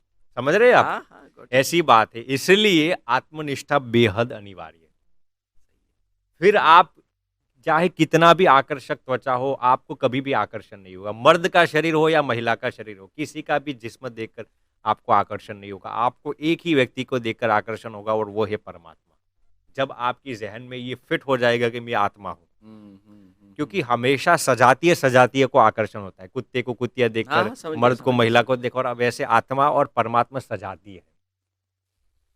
इसलिए ये ज्ञान बेहद अनिवार्य है। अब इससे भी आगे मैं आपको बात बताता हूं। आप प्रत्येक व्यक्ति के अंदर परमात्मा का दर्शन कीजिए। समझ गया। ये कनेक्टेड है। ये कनेक्टेड है। आपने देखिए जो बताया। जी, हमारा ये जिस्म है, हमारा ये शरीर है, इस शरीर के अंदर हमारा आत्मा है, इस आत्मा के अंदर भी परमात्मा विराजमान है। हम जब भी किसी व्यक्ति को देखते हैं ना, तो उसके जिस्म तक ही हमारी दृष्टि सीमित रहती है। इसलिए इससे बाहर हमें आना होगा और ये अभ्यास से ही होगा। अपने आप को अभ्यास करके इससे बाहर निकलना होगा। तो ये था, सबके अंदर आप भगवान का दर्शन कीजिए। अब एक आखिरी उपाय मैं आपको बताना चाहूंगा ब्रह्मचर्य अपने जीवन में मुकम्मल करने के लिए, और वो है भगवान का नाम स्मरण करना। नाम स्मरण ब्रह्मास्त्र जैसा है। चाहे आपकी कितनी भी तीव्र काम वासना हो, आपकी कितनी भी तीव्र अय्याशी हो, नाम स्मरण के अंदर ऐसी ताकत है। नाम स्मरण एक ऐसा ब्रह्मास्त्र है, वो आपकी किसी भी तीव्र अय्याशी और काम वासना को एक क्षण में नष्ट कर सकता है। कोई भी इंसान ये प्रयोग करके देख सकता है। जब भी आपके अंदर खराब विचार आते हैं ना, आप तुरंत जोर से भगवान का नाम स्मरण शुरू कर देना। मन में नहीं, जोर जोर से। आपको जिस भगवान के प्रति आस्था हो, मान लीजिए कि आपको प्रभु श्री राम के प्रति आस्था हो, तो राम राम राम शुरू कर दीजिए, हरे कृष्णा शुरू कर दीजिए, स्वामी नारायण शुरू कर दीजिए। आपको जिस भगवान के अंदर आस्था हो ना, ओम नमः शिवाय, जो भी मंत्र में आपको आस्था है, आप जोर से उस मंत्र का रटन शुरू कर दीजिए। आपके खराब विचार उसी वक्त नष्ट हो जाएंगे। ये इंस्टेंट उपाय है आपको नेगेटिव थॉट्स से डाइवर्ट करने का। इस पर आपको एक मैं रियल दास्तान सुनाता हूं। आज से कई साल पहले की ये बात है।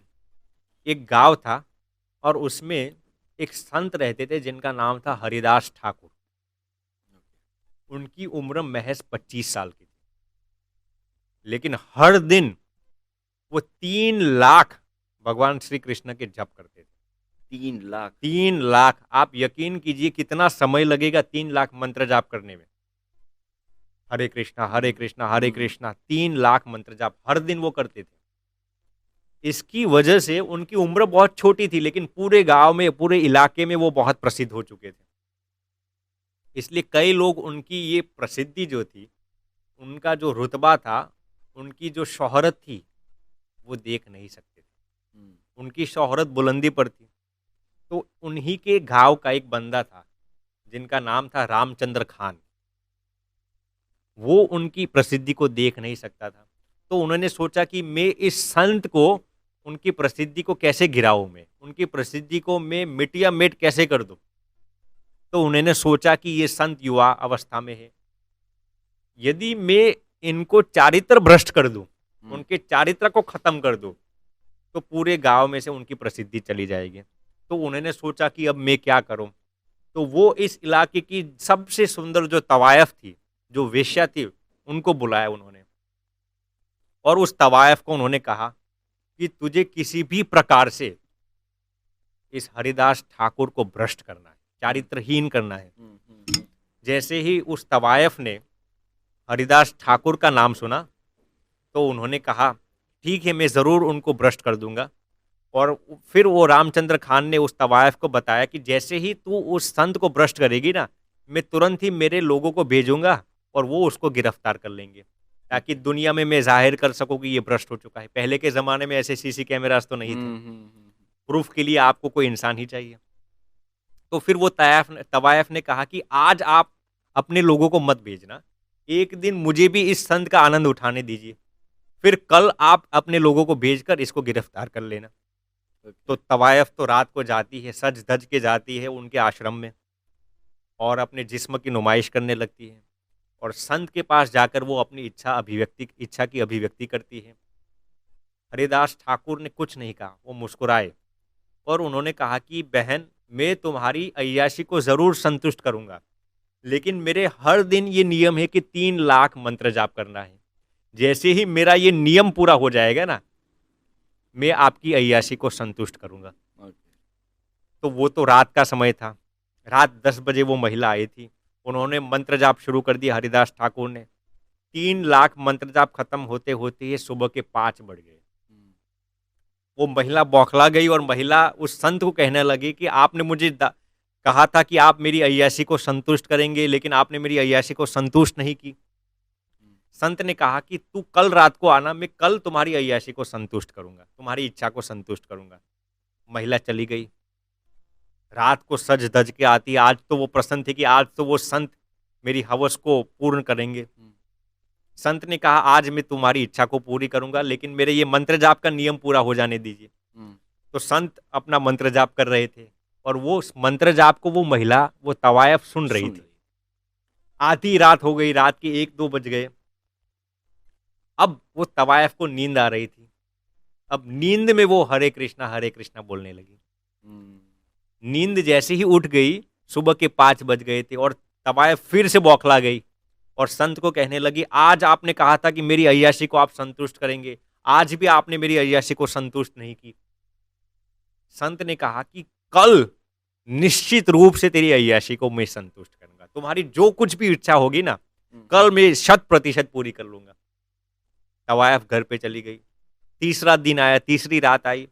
उस तवायफ ने सोचा कि आज तो वो संत जरूर यकीनन मेरी इच्छा को पूर्ण करेंगे। वो जाती है और संत ने कहा आज तो थोड़े ही मंत्र जाप बाकी है, जैसे ही पूर्ण हो जाएंगे मैं आपके साथ रात बिताऊंगा। संत ने मंत्र जाप शुरू किया। जैसे ही मंत्र जाप शुरू किए ना, 1 घंटे के पश्चात वो तवायफ वो संत के चरणों में गिर गई और बिलखने लगी, रोने लगी। संत ने कहा क्यों रो रही है, मैं तुम्हारी इच्छा पूर्ण करने वाला हूं।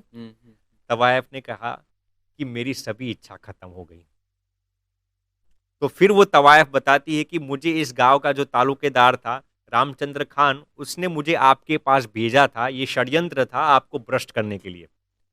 संत ने कहा, मुस्कुराते हुए उन्होंने कहा कि मुझे सब मालूम था, संत ने कहा, यद्यपि मैं 3 दिन पहले ही इस गांव में से निकलने वाला था, लेकिन मुझे इस षड्यंत्र मालूम था, इसलिए मैं जानबूझकर इस गांव में ठहरा था। अच्छा। तो महिला रोने लगी और संत ने उसको कहा कि आज से तुम्हारी ये अय्याशी काम वासना संतुष्ट हो गई, अब तुझे कभी भी ये अय्याशी के विचार नहीं आएंगे। जानते हो क्यों? क्योंकि उन्हें भले ही हरे कृष्ण मंत्र का जप नहीं किया था, वो मंत्र 3 दिनों से लगातार उनके कानों में गूंज रहा था और उस मंत्र की वजह से उनकी अय्याशी खत्म हो गई। आप यकीन कीजिए, जो महिला, जो तवायफ हर दिन नए मर्द के साथ सोती हो, उसकी अय्याशी इतनी जल्दी कैसे खत्म हो सकती है? इसका एक ही ब्रह्मास्त्र है, वो भगवान का नाम स्मरण। फिर वो संत उस महिला को कहते हैं, आज से तू इस धंधे को बंद कर देना, इस कारोबार को बंद कर देना और हर दिन तुम भी 1 लाख मंत्र जाप करना। संत 3 लाख कर रहे थे, महिला को कहा कि 1 लाख मंत्र जाप करना है और तुम्हारी जितनी भी संपत्ति है ना, तुमने इस वेश्यावृत्ति करके जितनी भी संपत्ति इकट्ठा की है ना, सब गरीबों को खिला दे। उसने ऐसा ही किया और हर दिन वो 1 लाख मंत्र जाप करती थी। ऐसे मंत्र जाप करने से उसकी अय्याशी खत्म हो गई। तो ये मंत्र जाप का पावर है। नाम स्मरण में अपार सामर्थ्य है। जिसके मुख में भगवान का नाम है ना, उसका अमंगल कभी नहीं हो सकता। नाम स्मरण ब्रह्मास्त्र जैसा है। जैसे कोई आपको प्रेम से अमृत पिलाए, जबरदस्ती पिलाए या आप खुद की इच्छा से अमृत पी ले, तीनों में अमृत एक ही काम करेगा। क्या करेगा? अमृत। वो आपको अमर बना देगा। वैसे ही कोई आपको छल से जहर पिलाए, जबरदस्ती पिलाए या आप खुद की इच्छा से जहर पी ले, तीनों में जहर एक ही काम करेगा, वो आपको मार देगा। ठीक वैसे ही कोई आपको जबरदस्ती भगवान का नाम स्मरण करवाए, आप खुद की इच्छा से भगवान का नाम स्मरण करें या आप प्रेम से भगवान का नाम स्मरण करें, तीनों में नाम स्मरण एक ही काम करेगा, वो आपको तार देगा। क्योंकि जैसे अमृत का प्रभाव है अमरत्व देना, जहर का प्रभाव है मारना, वैसे ही नाम स्मरण का प्रभाव है तारना। आप चाहे दिन में बोले या रात में बोले, जागृत अवस्था में बोले या स्वप्न अवस्था में बोले, रजोगुण अवस्था में बोले या सत्वगुण अवस्था में बोले, नाम स्मरण यकीनन आपको तार ही देगा। बस शर्त इतनी है कि आपको भगवत महिमा के साथ नाम स्मरण करना है। एक एक नाम स्मरण नई ऊर्जा, नई शक्ति, नई श्रद्धा, नए उत्साह और उमंग के साथ करना है। फिर आप देखना आपके जीवन में इनकलाबी तब्दीली आएगी। ये पामर को भी परम पावन बना सकता है, ये मुफलिस को भी रईस बना सकता है, ये निकम्मा को भी परम प्रतापी बना सकता है, ये कायर को भी शूरवीर और दिलेर बना सकता है, ये वासनिक को भी महामुक्तात्मा बना सकता है। नाम स्मरण अपने आप में एक करिश्मा है। जिसके अंदर नाम स्मरण करने की आदत है ना, वो अजेय और अपराजित बन जाता है। उसके इर्द गिर्द में कोई भी अनिष्ट तत्व, भूत प्रेत इत्यादि नहीं आ सकता। तो ये है नाम स्मरण का प्रभाव।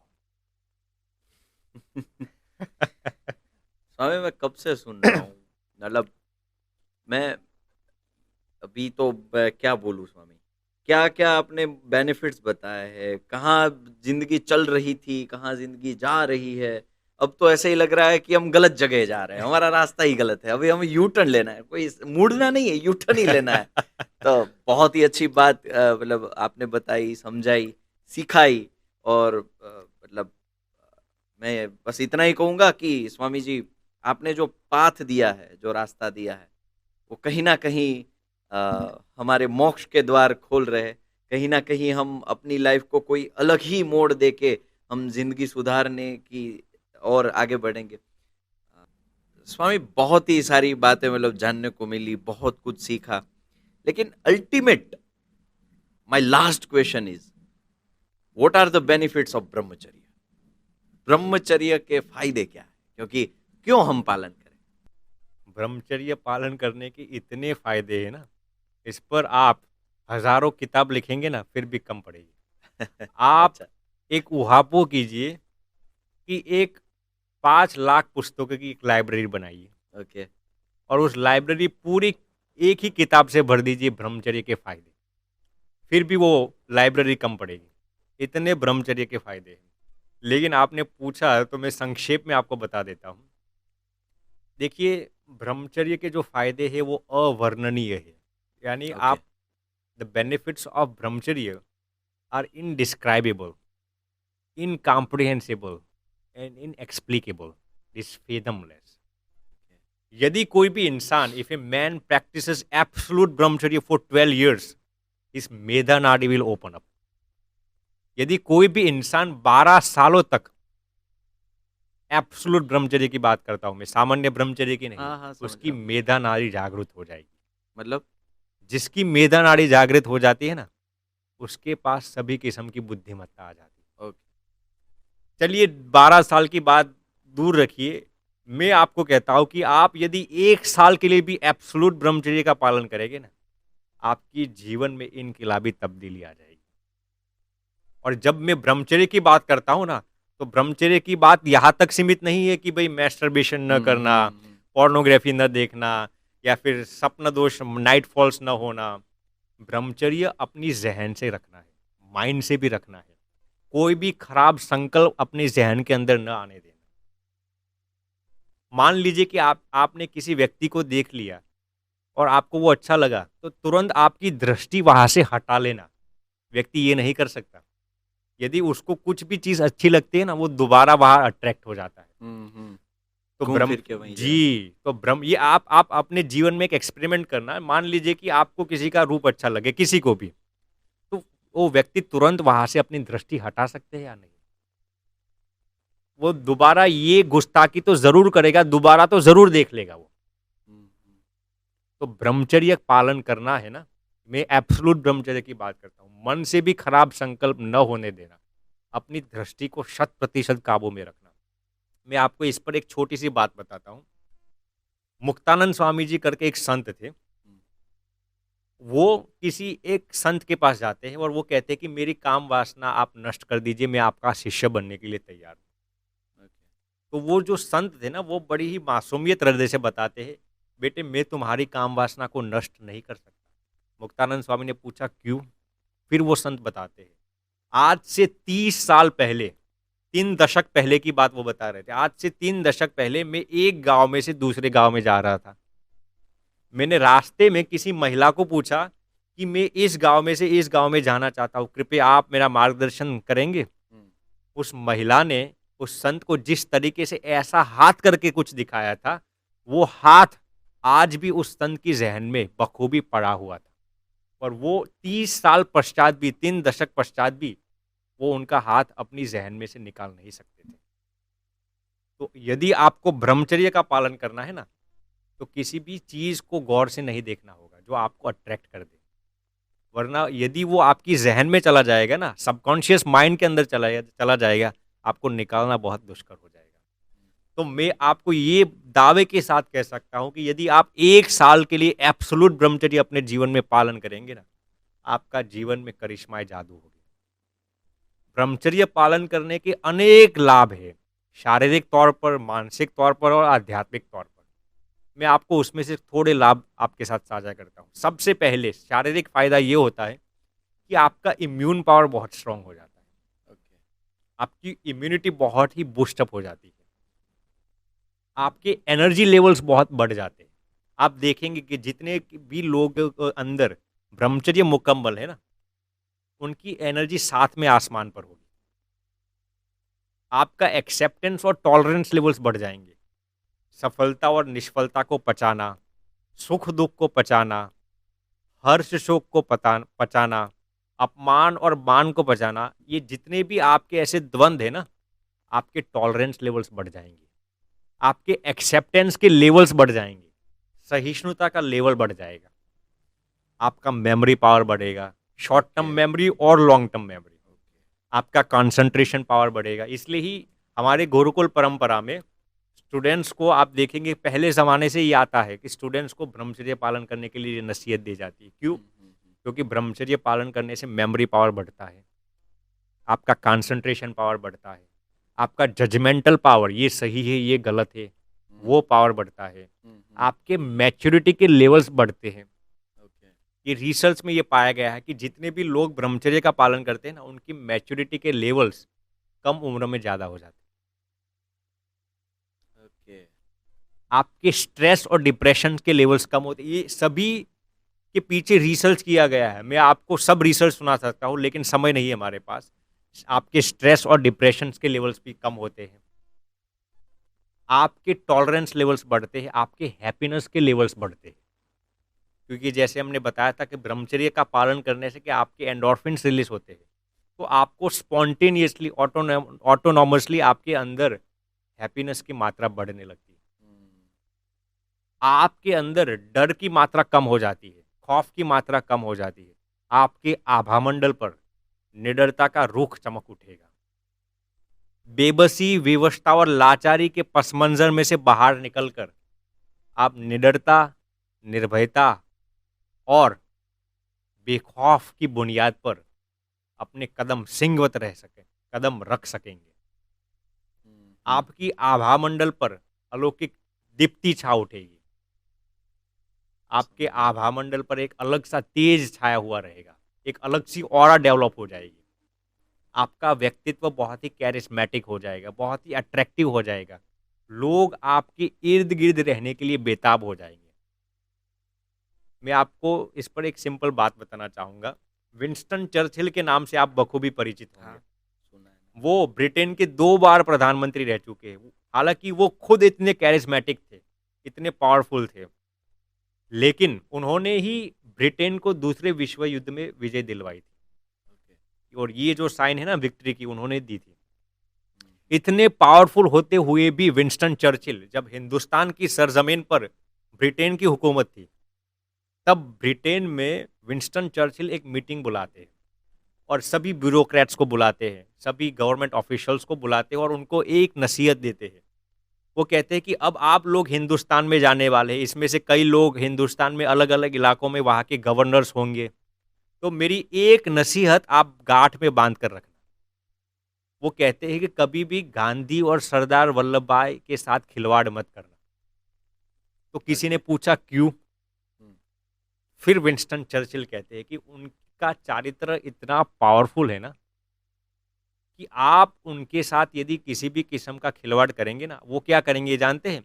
वो गांधी और वल्लभ भाई आपको ब्लैंक पेपर देंगे और आपको कहेंगे कि आप इसके नीचे दस्तखत कर लेंगे, और आप वो दस्तखत करने के लिए मजबूर हो जाएंगे। इतनी उनकी ऑरा इतनी पावरफुल है। इसका कारण क्या है? चारित्र। और विंस्टन चर्चिल कई सालों के पश्चात जब हिंदुस्तान की सरजमीन पर आते हैं, तो एक मीटिंग में वो गांधी और वल्लभ भाई के साथ बैठे हैं, लेकिन वो एक बार भी गांधी और वल्लभ भाई के साथ आंख से आंख मिलाकर बात नहीं कर सकते। क्यों? विंस्टन चर्चिल खुद बताते हैं, क्योंकि गांधी जी और वल्लभ भाई की ऑरा इतनी पावरफुल थी, उनका चारित्र इतना पावरफुल था कि मैं इनके साथ आंख से आंख मिलाकर बात नहीं कर सकता। तो ये है ब्रह्मचर्य का लाभ। आपकी ऑरा इतनी पावरफुल हो जाएगी, आपकी पर्सनैलिटी इतनी कैरिस्मेटिक हो जाएगी। और सबसे महत्वपूर्ण लाभ ब्रह्मचर्य का ये है कि भगवान और आपके बीच व्यवधान कम हो जाएगा।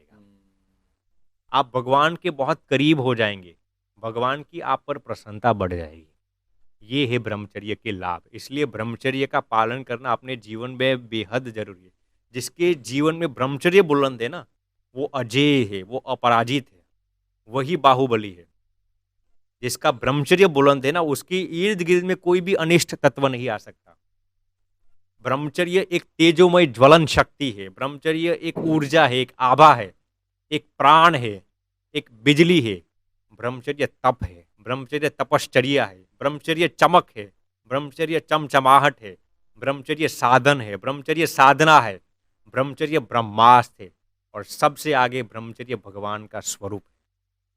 तो ये है ब्रह्मचर्य के फायदे। बहुत ही अच्छी तरीके से समझा है स्वामी जी, और समझ भी पा रहे हैं हम। जो भी आपने बहुत ही मतलब हल्के से हमें समझाया, कोई बारी बारी मतलब वो कि बाउंस ही जाए, सब समझ में आया। क्या इसके बेनिफिट्स है, क्या इसके डिसएडवांटेजेस है, जो हमारी हम जिसमें फंसे हुए हैं। ऑडियंस, आशा है कि आज की जो हमने जो चर्चा की है पोर्नोग्राफी, मास्टरबेशन, उसके स्टेटिस्टिक्स देखे, समझे और इसके गैर फायदे मतलब डिसएडवांटेजेस क्या है, उसके फायदे क्या है, मतलब उसके बाहर निकलने के फायदे क्या है, सब के बारे में हमने चर्चाएं की। तो मैं स्वामी जी को आभार व्यक्त करता हूँ कि हमारी ऑडियंस को इतनी सारी इन्फॉर्मेशन शेयर की, इतनी यूजफुल इन्फॉर्मेशन शेयर की। अब से पहले जितने भी मिसकंसेप्ट हमारे माइंड में थे उसको तोड़ दिया और उसकी जगह हमें बहुत ही अच्छे कंसेप्ट समझाए। तो लास्ट में स्वामी जी कुछ एक दो बहुत ही सारी हमने बातें की, बहुत ही सारी चर्चा की, लेकिन एक दो सेंटेंस या एक दो वर्ड जो हमारी ऑडियंस को आप बताना चाहते हो। आपने जो बताया कि ऑडियंस के लिए यदि कोई मैसेज हो, तो सभी ऑडियंस को मैं यही कहना चाहूँगा कि ब्रह्मचर्य ऐसी चीज़ है, यदि आप अपने जीवन में इसको दृढ़ करके रखेंगे ना, इस दुनिया में कोई भी ऐसी चीज़ नहीं है जो आपको पराजित कर सके। इस दुनिया में कोई भी ऐसी चीज़ नहीं है जो आप पर मातम कर सके। इसलिए हमेशा आपकी जो उम्र हो, आप यदि शादीशुदा नहीं है फिर भी उनका भी ब्रह्मचर्य अलग है, आप यदि शादीशुदा हो तो आपका भी ब्रह्मचर्य अलग है, लेकिन ब्रह्मचर्य को अपने जीवन में ठोस रखना है। ये हमारी सनातन भारतीय वैदिक परंपरा है। इसको यदि आप अपने जीवन में मुकम्मल रखेंगे तो आपकी हर डगर पर आपकी सफलता होगी, आपका फतेह होगा, आपका इकबाल यकीनन बुलंद होगा। इसलिए यही हमारी ऑडियंस को ये गुजारिश है। अंत में आपको इस पॉडकास्ट में जो कुछ भी अच्छा लगा वो सब परमात्मा की कृपा और गुरुजनों की कृपा से है। इस पॉडकास्ट में यदि हमारी कोई गलती हो गई हो तो इसके लिए हम क्षमा प्रार्थी हैं। और अंत में भगवान श्री स्वामीनारायण के अंग्री सरोज में हमारी विनम्र याचना है कि सफलता की पराकाष्ठा पर आपका परचम बुलंद रहे। भगवान स्वामीनारायण सर्वदा एवं सर्वथा आपको सुख, समृद्धि, सद्बुद्धि और सफलता से अभिनवायमान और नवनवायमान रखे। सभी दर्शकों को, लाखों दर्शकों को हमारा कोटि कोटि वंदन, सब प्रणाम। मिलता है कुछ इंटरेस्टिंग फैक्ट्स, इंटरेस्टिंग बातों के साथ अगले पॉडकास्ट में। तब तक मैं आपका होस्ट साहिल वेकरिया आपके बीच से रजा लेता हूं।